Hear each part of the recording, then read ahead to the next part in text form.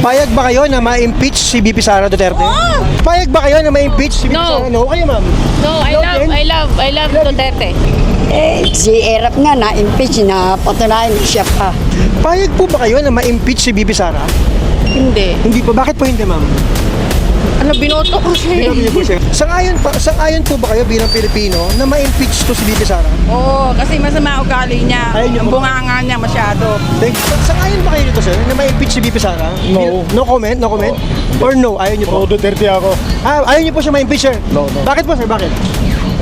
Kita mo yung ngayon, kadami kabulastukan ngayon ng BBM administration. Kaya dapat Yung impeachment sa kanya, sir, it's about the confidential fund po. Hindi po kayo sang-ayon na ma-impeach po siya talaga? mas marami yung ginastos tong mga di ba? Kita naman natin Talagang ginigipit sila. Yun lang. Sang-ayon po ba kayo na ma-impeach si VP Sara? No po. No, bakit po, ma'am? Eh, yung mga nag-aakusa sa kanya, may mga kaso din eh. Payag ka ba na ma-impeach si VP Sara? Survey. Bakit daw? Bakit? Kasi una sa lahat, hindi magandang ehemplo sa taong bayan yung pinapakita niya sa mamamayan, no? Gaya po ng... Yung pagsasalita niya ng masama sa presidente, napaka masamang ehemplo yun sa ating mga kabataan. Kasi una sa lahat, ano ba yung nila? Ano ba yung plataformas nila nung tumakbo sila sa sa pagka-vice presidente at sa pagka-presidente? Unity, di ba? Bakit nga hindi nila mapakita? Yun na nga lang yung tumatak sa akin nung pangangampanya nila. Hindi pa nila napanindigan. Tanong lang, sir. Payag po ba kayo na ma-impeach si VP Sara Duterte? Survey lang. Payag po kayo o hindi, sir? Sang-ayon kayo? Oo. Bakit po, sir?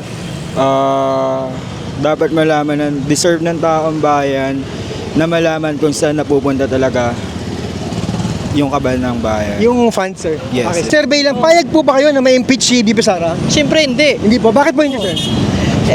Sa record pa lang ng tatay niya malalaman mo na maganda yung pamalakad ng gobyerno eh. Gusto niyo po yung mga Duterte, sir? Siyempre. Thank you. Payag ba kayo na ma-impeach si VP Sara Duterte? Ano opinion mo, sir? Payag kayo na ma-impeach siya? Payag. Payag kayo, payag, sir? Payag. Bakit po? Bakit? Ha? Bakit po?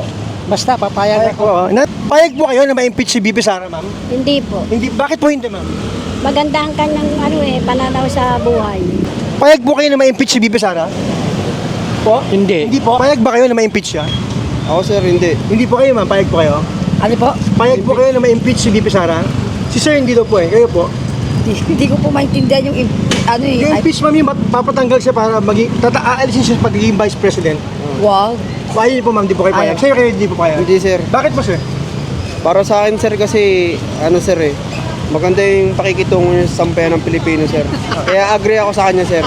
Payag po kayo na ma-impeach si VP Sara? Hindi, siyempre hindi. Hindi po kayo payag, sir. Bakit po kayo hindi payag, sir? Tatay niyo, kahit paano malaki nagawa sa atin yan, di ba? Gusto niyo po yung tatay niya si Digong? Oo. Sige po. Sang-ayon po kayo na ma-impeach po si Vice President Sara? Survey lang po. Your opinion lang po, ma'am. Ako, parang okay lang siya. Ayaw niyo po siya ma-impeach, ma'am, sa opinion niyo po bilang Pilipino? Oo, ayoko. Ayaw niyo po, ma'am. Sa kanya. Kayo, sir, sang-ayon ba kayo, sir? Oo, sang-ayon na sang-ayon. Bakit po, sir? Bakit po?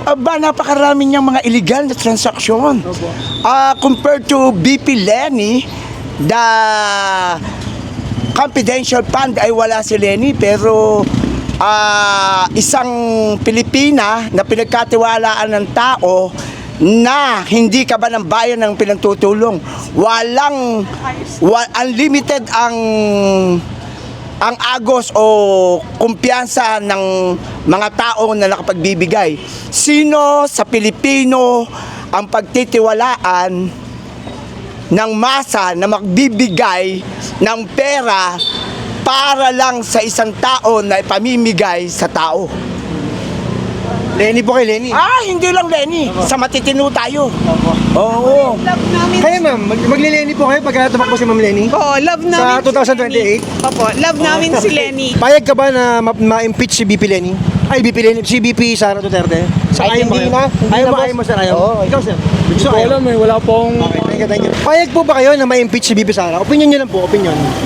Your opinion po as Pilipino, payag po kayo o hindi? Na Na ma-impeach po si VP Sara Duterte? Anong ma-impeach? Yung matanggal po siya as Vice President. Hindi naman. Ayaw niyo po siya matanggal. Payag ba kayo na ma-impeach si BP Sara sa opinion niyo po bilang Pilipino? Oo, dapat lang. Bakit po, sir? Pwede niyo pong Dapat share? lang. Maraming kasalanan sa bayan. Sangayon kayo na ma-impeach si BP Sara? Opinion niyo lang po bilang Pilipino. Okay lang, para malaman kung ano yung mga ano niya. Pag na-impeach po siya, sir, napatunayan po yun, tanggal po siya sa Vice President. Sangayon kayo doon, sir? Ayun din. Okay, sangayon. Kayo, ma'am, sangayon po kayo?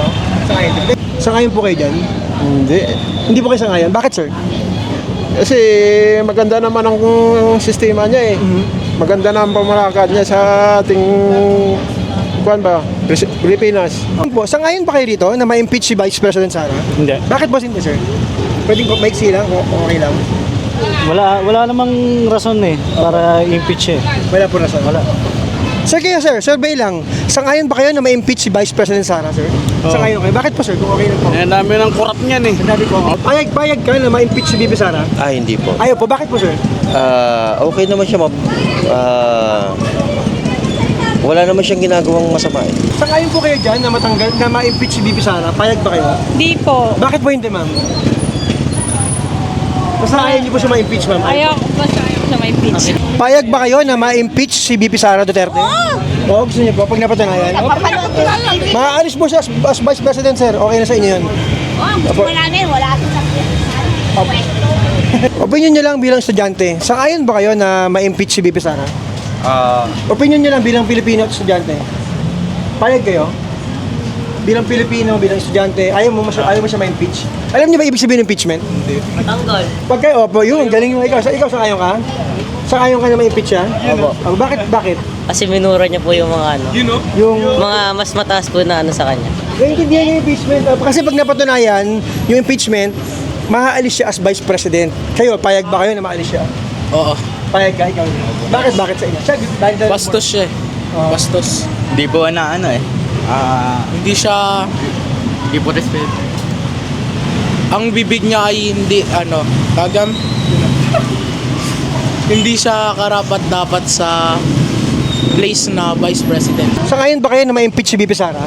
Bilang Pilipino. Sangayon kayo na ma-impeach si BP Sara? Pag na-impeach siya, matanggal siya as Vice President. Sangayon kayo? Tungkol yan sa confidential fund Sangayon ka doon? Siguro po sir, kasi sa mga sinasabi niya po kasi. Oo. Like what? Like, di ba gumura? Opo, tsaka yung mga threatens niya po. Hindi niyo po gusto yan bilang estudyante? Opo, Hindi kasi di po kasi tama yun kasi Vice President po sila eh. Sangayon ba kayo sa issue na to? Hindi. Payag ba kayo na ma-impeach si BP Sara? No. Ay, tatlo po hindi, ma'am. Bakit po hindi? Pwede niyo pong i-share? Ikaw na. Kasi for me, si BP Sara is a good example for youths and all the citizens in the Philippines. Ganyan ang pag-uugali niya, pero hindi siya plastic. At saka maasahan mo siya sa lahat ng bagay. Honest siya kahit na yung mga sinasabi ng mga tao sa kanya na kasinungalingan, kabaliktaran yun. Hindi po kayo naniniwala doon sa mga binapatong issue sa kanya? Hindi. Kasi tungkol sa confidential fund, hindi. Hindi. Ay, ma'am, hindi rin po. Gawa-gawa lang yun. Gawa-gawa lang yun. Sinisiraan lang siya. Tabawin yun. Lahat po kayo, ma'am, lahat kayo? Hindi naman. Ako taga Manila ako kuya, pero hindi ako naniniwala. Pagka ba si Sara tumakbo sa 2028 na presidente, boboto niyo yun? Siyempre, number one. Sangayon po kayo na ma-impeach si BP Sara Duterte? Ako po sa akin po, sa palagay ko po hindi po kasi po siya po kasi yung pinakapag-asa natin lahat sa Malacanang. So kung mai-impeach po siya, paano na po yung proseso po ng Malacanang? May maganda pa ba na pamumuno bukod po kay Sara Duterte sa Malacanang po, di ba po? So, ibig sabihin po, nagtitiwala po kayo kay BP Sara?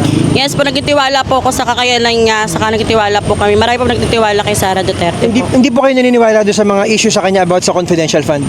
Hindi po, kasi confidential po yun. As ano naman po yung malinaw po, ang ibig sabihin ng confidential. So sa trabaho ko po, may confidential din po kami.